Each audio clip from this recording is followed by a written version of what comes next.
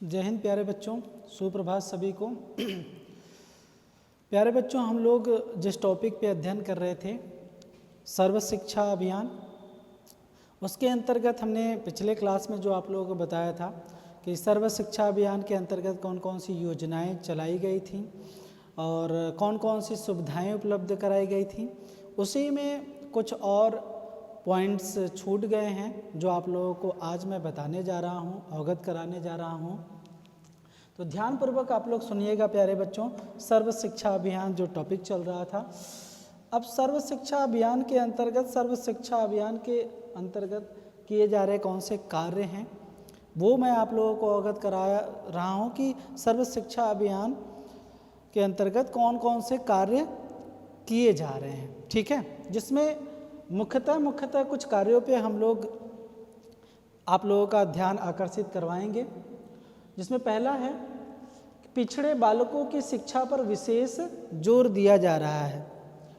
ठीक, क्योंकि आप देखे होंगे कि भारत सरकार एक जनशाला कार्यक्रम करवाया था जिसपे स्त्रियों की शिक्षा को लेकर के, अल्पसंख्यकों की शिक्षा को लेकर के, जनजातियों की शिक्षा को लेकर के, अन्य पिछड़ी जनजातियों को शिक्षा को लेकर के कहीं ना कहीं ये जनशाला का आयोजन किया था, जिसमें संयुक्त राष्ट्र संघ भी सम्मिलित था, उसके और भी जो संगठन थे वो भी सम्मिलित था, जिससे कि जो पिछड़े हुए देश हैं वो विकसित देशों से सहायता लेकर के, अनुदान लेकर के अपने देश में सामान्य शिक्षा को बढ़ावा दे, प्राथमिक शिक्षा को बढ़ावा दे। इसलिए पिछड़े हुए बालकों की शिक्षा पर विशेष बल दिया जा रहा है, वो सर्व शिक्षा अभियान के अंतर्गत। जिसमें दूसरा पॉइंट है अनुसूचित जातियां, जनजातियां तथा दुर्गम स्थानों पर रहने वाले जो बालक हैं या बालिकाएं हैं, उनकी प्राथमिक शिक्षा पर विशेष ध्यान दिया जा रहा है। ऐसे लोग जो पहले से ही शिक्षा से वंचित हैं, आज से नहीं बल्कि बहुत, अगर हम बात करें प्राचीन समय से ही, तो आप देखेंगे तो कुछ ऐसा वर्ग था जो कि शिक्षा से पूरा का पूरा वंचित रहा।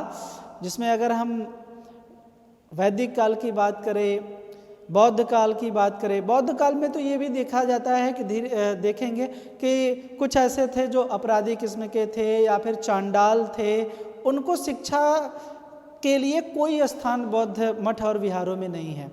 ठीक उसी प्रकार से आप मुस्लिम कालों में देखेंगे, अगर वहाँ पर देखा जाए तो स्त्रियों की शिक्षा के लिए बहुत ज़्यादा बल देखने को नहीं मिलता है। कुछ उदाहरण देखने को मिलते हैं जो स्त्रियों के पक्षों में जाता है, बाकी स्त्री शिक्षा वहाँ भी विशेष रूप से बहुत ध्यान नहीं दिया गया। मुस्लिम शिक्षा में तो आप देखेंगे प्रदा प्रथा रहा है, वहाँ पे भी महिलाओं के लिए शिक्षा का बहुत ज़्यादा बात नहीं किया गया। वैसे ही अंग्रेज़ों की जो शासनकाल रहा उसमें भी देखेंगे तो पूंजीपतियों को या उच्च वर्गों को शिक्षा देने की बात की जाती है, निम्न वर्ग के जातियों पर कहीं ना कहीं शिक्षा पर कोई बात ही नहीं किया जाता है। तो इसलिए आधुनिक समय में जो अनुसूचित जाति हैं, जनजाति हैं, जो दूर दराज क्षेत्रों में रहते हैं, उनके लिए प्राथमिक शिक्षा पर विशेष ध्यान दिया जा रहा है सर्व शिक्षा अभियान के अंतर्गत। तीसरी बात है बालिकाओं की प्राथमिक शिक्षा की व्यवस्था पर विशेष बल दिया जा रहा है, क्योंकि बहुत सारी ऐसी बालिकाएं हैं जो शिक्षा में पहुंच नहीं पा रही हैं, प्रवेश नहीं करा पा रही हैं, और इन्हीं के लिए ध्यान में रख करके सर्व शिक्षा के अंतर्गत आप देखेंगे तो हर 1.5 किलोमीटर के अंतर पर एक प्राथमिक शिक्षा विद्यालय खोलने की बात कहीं ना कहीं की जाती है, ताकि बालिकाओं को शिक्षा प्राप्त हो सके। विकलांग छात्रों की शिक्षा व्यवस्था पर जोर दिया जा रहा है, तो अगर ऐसे नज़दीक विद्यालय रहेंगे ताकि विकलांग भी शिक्षा ग्रहण कर पाएंगे।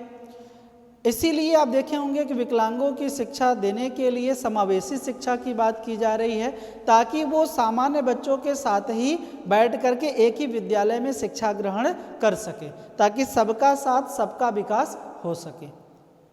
अगर सिर्फ सामान्य बालक ही शिक्षा लेंगे तो ये बहुत ऐसा वर्ग है विकलांगों में, जिसमें आप देखेंगे तो लगभग नहीं कुछ तो 27 लाख के आसपास कहीं डाटा देखने को मिलता है जो बच्चे ऐसे छूट जाते हैं, शिक्षा से ही वंचित रह जाते हैं।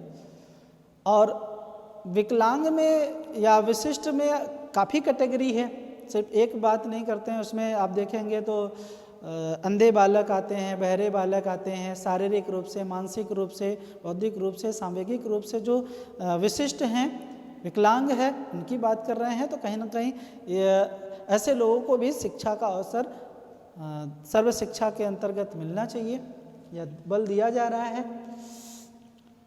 अब देखिए, इन बच्चों को शिक्षा मिल पाए इसलिए सर्व शिक्षा अभियान ने क्या किया, योग्य शिक्षकों की भी नियुक्ति की जा रही है, जिसमें आप देखेंगे तो लगभग जो है वो 2 लाख से अधिक शिक्षकों की नियुक्ति की टारगेट रखा गया था, जिसमें शिक्षकों की नियुक्ति की गई लगभग 2 लाख। ठीक है। उसके पश्चात अगर देखेंगे तो प्राथमिक विद्यालयों तथा उच्च प्राथमिक विद्यालयों में उचित संख्या में स्थापना किया जा रहा है। जो हमने अभी बात बताया कि सर्व शिक्षा अभियान के अंतर्गत चाहे प्राथमिक विद्यालय हो तो प्राथमिक विद्यालय ये महसूस किया गया जहाँ आवश्यक है, जैसे दूर दराज के क्षेत्रों में जहाँ पर आबादी कम है लेकिन वहाँ पर आवश्यकता है तो वहाँ पे भी विद्यालय खोले गए, या फिर जहाँ पर घनी आबादी है वहाँ 1.5 किलोमीटर के अंतर्गत विद्यालयों प्राथमिक विद्यालयों की स्थापना किया गया। 3 किलोमीटर के अंदर ही उच्च प्राथमिक विद्यालयों की स्थापना की बात किया गया, और जहाँ 2 प्राथमिक विद्यालय हैं वहाँ पर बीच में ही एक उच्च प्राथमिक विद्यालयों की खोलने की बात की गई। ये सर्व शिक्षा अभियान के अंतर्गत कहीं ना कहीं खोले जा रहे हैं, इसकी स्थापना की जा रही है। स्कूलों के निरीक्षण की व्यवस्था की जा रही है, समय समय पर उसकी गुणवत्ता चेक करने के लिए शिक्षक बच्चों को कितना सिखा रहा है, कितना पढ़ा रहा है, कितना ज्ञानार्जन उनका हो रहा है, इसकी भी जांच करने के लिए विभिन्न प्रकार के अधिकारियों की भी नियुक्ति की गई है।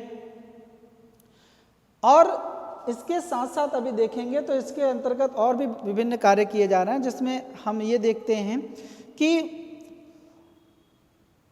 बालिकाओं को विद्यालय में रोक कर रखने के लिए भी प्रोत्साहित किया जा रहा है। रोक कर रखने का मतलब ये होता है जो अपव्यय और अवरोधन की समस्या आ रही है, बीच में ही छात्र विद्यालय छोड़ दे रहे हैं तो वो छोड़े ना, इसलिए कहीं ना कहीं उनको प्रोत्साहित किया जा रहा है, सीखने पर बल दिया जा रहा है। इसके लिए आप देखेंगे तो नेक्स्ट जो पॉइंट है और भी कार्य किए जा रहे हैं, तो उसमें आप देखेंगे तो जो बालक बालिकाएं हैं उनके लिए निःशुल्क यूनिफॉर्म की व्यवस्था की जा रही है, पाठ्यपुस्तक की व्यवस्था की जा रही है, निःशुल्क मध्याह्न भोजन की व्यवस्था की गई है ताकि वो विद्यालय को और आकर्षित हों, विद्यालय में आए सीखने के लिए। ये भी व्यवस्था किया गया है, पूरा का पूरा यूनिफॉर्म दिया जा रहा है। आज आधुनिक समय में 21वीं शताब्दी में अगर हम बात करें तो आप देखेंगे तो CBSE पैटर्न पे बच्चों को बैठने के लिए कुर्सी, मेज, डेस्क की सारी चीज़ें, बोर्ड बहुत अच्छा बना करके दिया गया है पढ़ने के लिए, बैठने की अच्छी सुविधा है उनको। और अगर आप देखेंगे तो यूनिफॉर्म भी आप देखेंगे तो बच्चों का लोअर और टी-शर्ट हो गया है जो कलरफुल है, उनको भी देखने में अच्छा लगता है, ताकि उनको ऐसा एहसास ना हो कि हम गवर्नमेंट स्कूलों में जा रहे हैं तो उनका ड्रेस अजीब सा है। तो ऐसी भी चीज़ें कहीं ना कहीं आज परिवर्तित हुआ है, वो सर्व शिक्षा अभियान का ही देन है। ठीक है। इस योजना के अंतर्गत आप देखेंगे तो प्राथमिक विद्यालयों में, उच्च प्राथमिक विद्यालयों में कंप्यूटर शिक्षा की भी व्यवस्था की गई। तकनीकी से जोड़ने के लिए कंप्यूटर विद्यालयों में भेजे गए, जहाँ पर बच्चों को कंप्यूटर सिखाने की भी बात की गई। वहाँ पर एक प्रशिक्षित युक्त शिक्षक जाता था जो कि कंप्यूटर शिक्षा प्रदान करता था।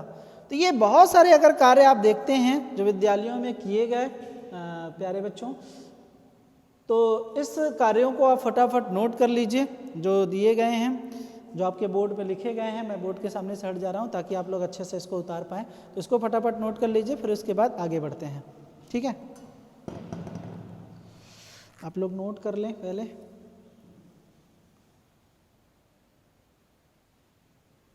ठीक है। अब प्यारे बच्चों, सर्व शिक्षा अभियान का मूल्यांकन देख लेते हैं। तो मूल्यांकन करते समय हमें ये ध्यान में रखना होता है कि हम उसकी जो उपलब्धियां हैं उसको भी देखें और जो उसकी कमियां हैं उसको भी कहीं ना कहीं देखें। तो दोनों पक्षों को, गुण और अवगुण दोनों पक्षों को देख करके मूल्यांकन करना चाहिए। तो सबसे पहले हम इसकी उपलब्धियां देख लेते हैं सर्व शिक्षा अभियान की।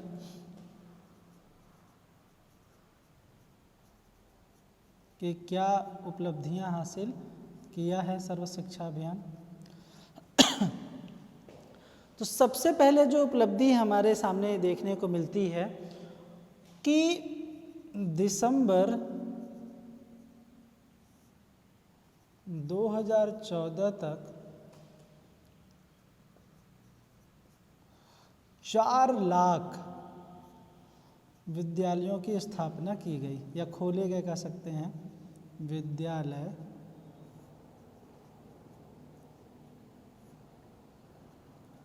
खोले गए। ठीक है, कितने? 4 लाख विद्यालय खोले गए। ये बहुत बड़ी उपलब्धि थी सर्व शिक्षा अभियान की कि कहीं ना कहीं विद्यालयों की जो स्थापना है वो धीरे धीरे ज़्यादातर मात्रा में खोले गए, जिसकी वजह से सभी बच्चों को सर्वसुलभ शिक्षा प्राप्त हो पा रही थी। ठीक है, ये तो पहली। दूसरी अगर उपलब्धि की बात करते हैं तो 2014 तक ही जो इस अभियान के अंतर्गत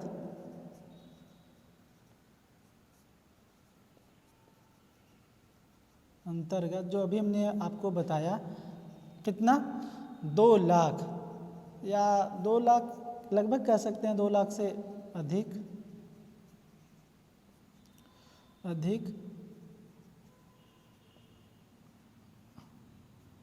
अध्यापक नियुक्त किए गए। ठीक है प्यारे बच्चों, कहीं ना कहीं अगर इतनी मात्रा में शिक्षक नियुक्त हो रहे हैं विद्यालयों में तो एक तो नौकरी मिला, और ये अध्यापक जब विद्यालय में जाकर के शिक्षण कार्य करेंगे तो बच्चों को शिक्षा प्राप्त हो पाएगा, जो कि इस अभियान का बहुत बड़ा रोल है। अब इसके शिक्षा के बीच में देखेंगे कि जो बालक या बालिकाएं विद्यालय छोड़ करके चले जा रहे थे उसमें भी कमी आई। तीसरा पॉइंट अगर बात किया जाए तो जो शिक्षा में बच्चे थे वो अपव्यय और अवरोधन कर रहे थे, जिसमें कह सकते हैं कि कमी लाई गई, वो सर्व शिक्षा अभियान के अंतर्गत। चौथी बात अगर की जाए पॉइंट के अंतर्गत तो बालिकाओं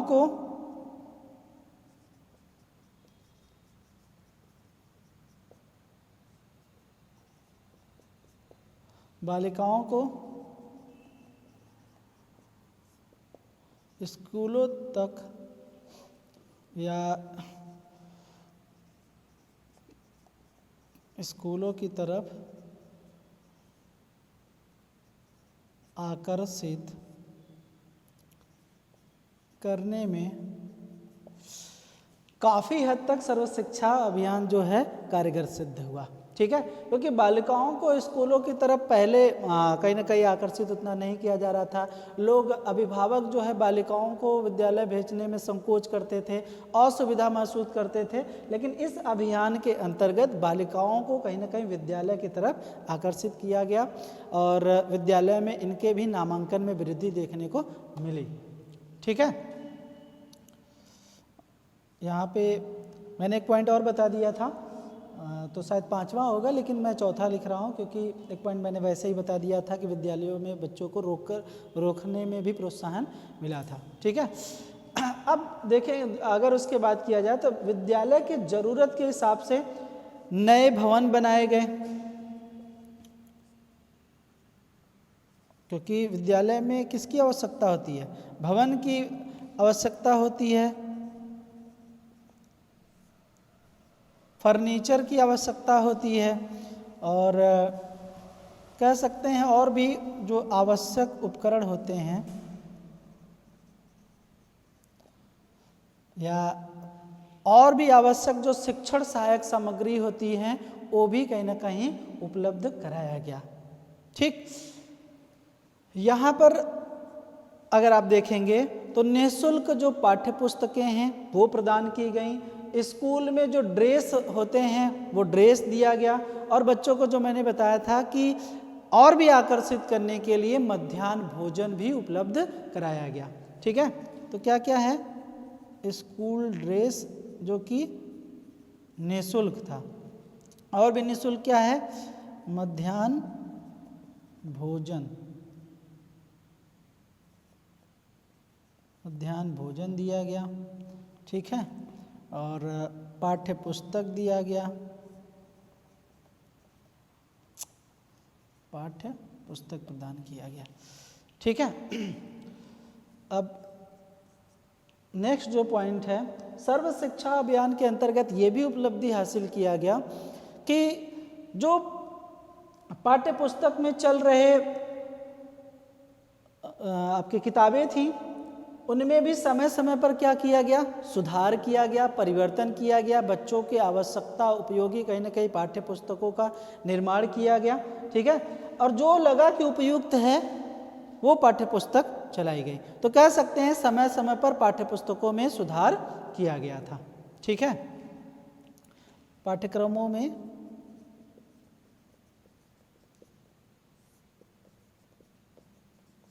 सुधार समय समय पर। ठीक, और भी अगर उपलब्धियां देखते हैं तो जो आप शिक्षण विधियां हैं, शिक्षण विधियों में भी सुधार करके शिक्षण को रोचक बनाया गया, रुचिकर बनाया गया, आनंददायी बनाया गया, जिससे कि बच्चों को सीखने में सहायता प्राप्त हो। ये भी कहीं ना कहीं इसी की अचीवमेंट है सर्व शिक्षा अभियान की, क्योंकि इसके पहले अगर हम लोग बात करते हैं वैदिक काल की, तो वैदिक काल में कोई पुस्तक नहीं था, सिर्फ मौखिक रूप से ज्ञान दिया जाता था। आप बौद्ध काल में भी देखेंगे तो बौद्ध काल में भी बच्चों को, या उसके पहले बौद्ध काल तक आते आते आप देखेंगे तो कई किताबों का संग्रह हो जाता है, किताबों के माध्यम से पढ़ाया जाता है। अब आगे आप देखेंगे तो वही जो किताब थे उसी किताबों का क्या किया गया था, बहुत ज़्यादा सुधारात्मक प्रक्रिया नहीं थी, उसी को पारंपरिक रूप से पढ़ाया जाता था, सिखाया जाता था। ठीक है, अब उसके पश्चात जो भी है उतनी आधुनिकता से किताबों का नवीनीकरण नहीं हुआ, लेकिन आज समय समय पर इनमें सुधार देखने को मिलता है। शिक्षण विधियां भी क्या हैं, सुधारी गई, क्योंकि आप एक मेथड से अगर बच्चों को नहीं सीखने में आ रहा है तो उसको दूसरे मेथड से सिखाने की बात की जा रही है। उसको किंडरगार्टन विधि से सिखाया जाए, खेल के माध्यम से सिखाया जाए, ये भी विधि है जो बहुत अच्छे बच्चों के लिए कारगर सिद्ध होती है। प्रयोगशाला विधि से या प्रयोग करके बच्चों को सिखाया जाए, वर्ग साफ करके सिखाया जाए। व्याख्यान बच्चों पे, छोटे बच्चों पे उतना ज़्यादा प्रभावशाली नहीं होता है, तो उनके लिए प्रदर्शन विधि अपनाई जाए ना, या फिर कह सकते हैं समूह चर्चा करवाई जाए, परिचर्चा करवाई जाए, संवाद करवाए। ऐसे बहुत सारी विधियां हैं जिनके माध्यम से बच्चों में सुधार लाया जा सकता है। तो इसलिए क्या किया गया, शिक्षण विधि में ही सुधार करवाया गया। 2014 तक, मार्कर हल्का चल रहा है क्या, -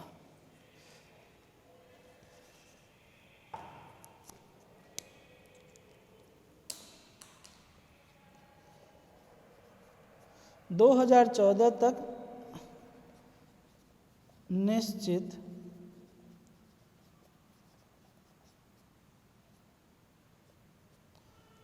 आयु वर्ग के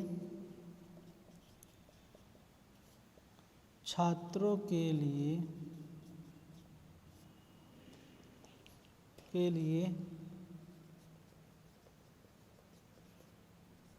प्राथमिक शिक्षा जो होना चाहिए वो 99% तथा उच्च प्राथमिक शिक्षा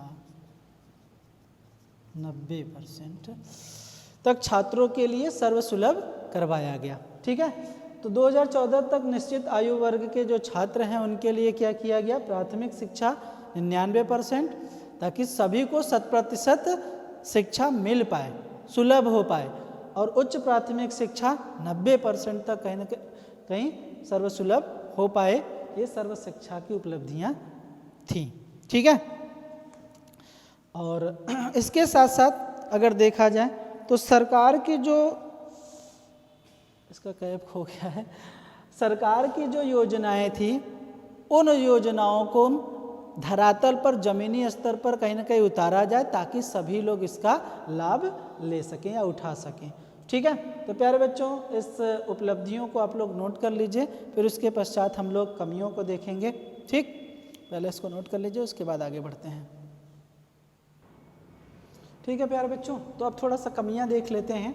मैं आपको पॉइंट वाइज ही गिना दे रहा हूँ कौन कौन सी कमियां हैं जो शायद आपने उपलब्धियां गिनी। सबसे पहली कमी जो देखने को मिली, जो फर्नीचर की व्यवस्था की गई थी, जो डेस्क और टेबल की व्यवस्था की गई थी, जो ब्लैक बोर्ड की व्यवस्था की गई थी, वो उतने अच्छे नहीं थे जितना अच्छा उनको होना चाहिए। इसमें कमी के कारण वो गुणवत्ता नहीं लाई जा सकी जितना कि लाना चाहिए था। शायद सर्व शिक्षा अभियान तो ये पूर्ण लग रहा था कि इन सामग्रियों को लाने से या फिर कर देने से इसके गुणवत्ता में सुधार हो जाएगा, बच्चों में विस्तार हो जाएगा। उतना विस्तार देखने को नहीं मिला, क्योंकि इनकी जो क्वालिटी थी, फर्नीचर की बात कर रहे थे हम लोग, और स्कूल भवन की बात कर रहे थे। स्कूल भवन अगर आप देखेंगे तो ऐसे ढांचे पे बनाए गए जहाँ पर, या आप देखेंगे तो उसके जो संरचना है उसमें तो गड़बड़ी थी ही, जिसमें होना चाहिए था, हमने बताया भी था आपको कि बड़े बड़े बरामदे होने चाहिए, खिड़कियाँ बड़ी बड़ी होनी चाहिए, रोशनदान बड़े होने चाहिए, और ऐसे वातावरण में हो विद्यालय निर्मित किए जाए जहाँ पर उनको स्वच्छ हवा मिले, प्रकाश मिले, और रोड के थोड़े से किनारे होना चाहिए ताकि उनको आने जाने में भी सुविधा होनी चाहिए। शायद ये नहीं हो पाया, जितना हम चाहते थे, जितना हमने उम्मीद किया था, उतना परिवर्तन देखने को नहीं मिला। पहली कमी। दूसरी जो कमियां देखने को मिलती हैं वो ये कमियां देखने को मिलती है कि आज भी सर्व शिक्षा अभियान के अंतर्गत 4 लाख बच्चे प्राथमिक स्तर से नहीं जुड़ पाए।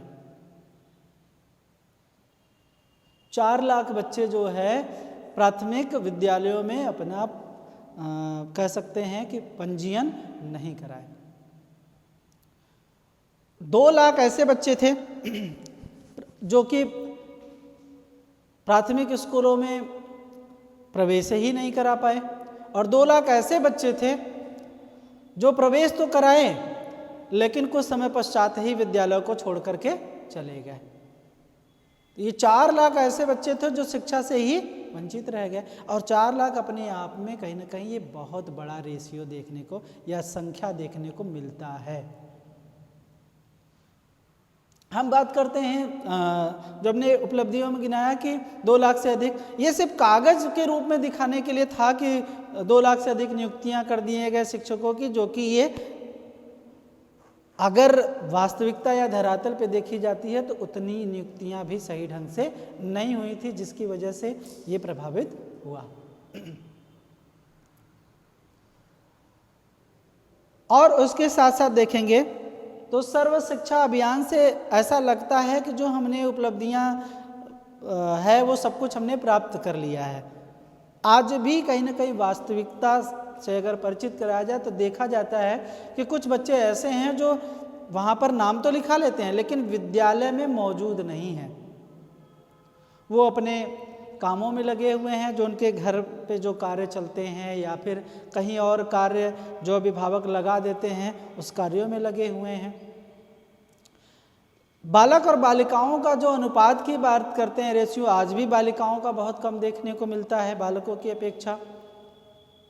शिक्षा में आज भी उन बालिकाओं को महत्वपूर्ण स्थान नहीं दिया जा रहा है, वो आज भी घर से विद्यालय के लिए नहीं जा पा रही हैं। ये कहीं ना कहीं सर्व शिक्षा अभियान की बहुत बड़ी कमी थी। उसके साथ साथ अगर देखेंगे तो सरकार ने कुछ कदम उठाए लेकिन वो ठोस कदम नहीं उठाया गया।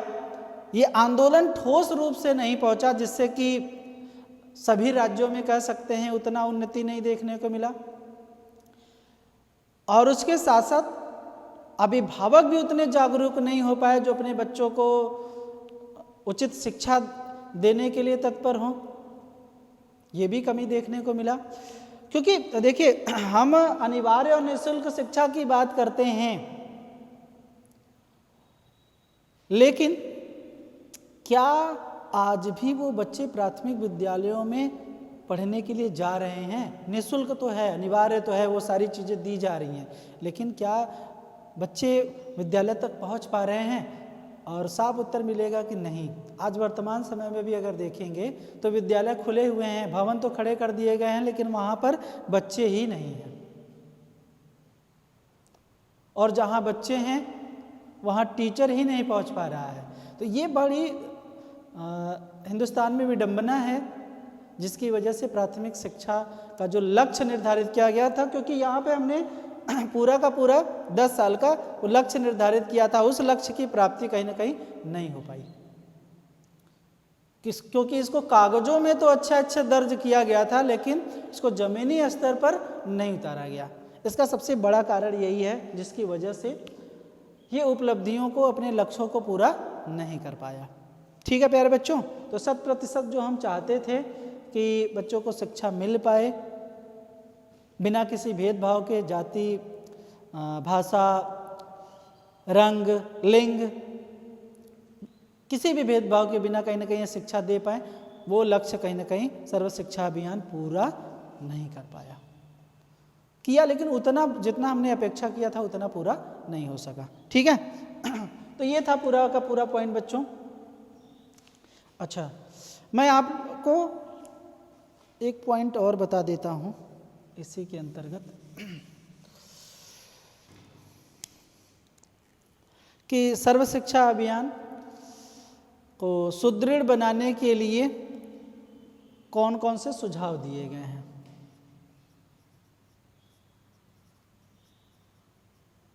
एक टीम में रहेगा ये।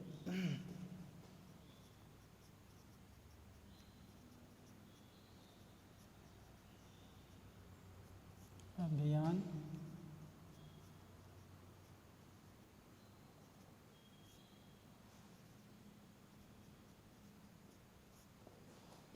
बनाने के लिए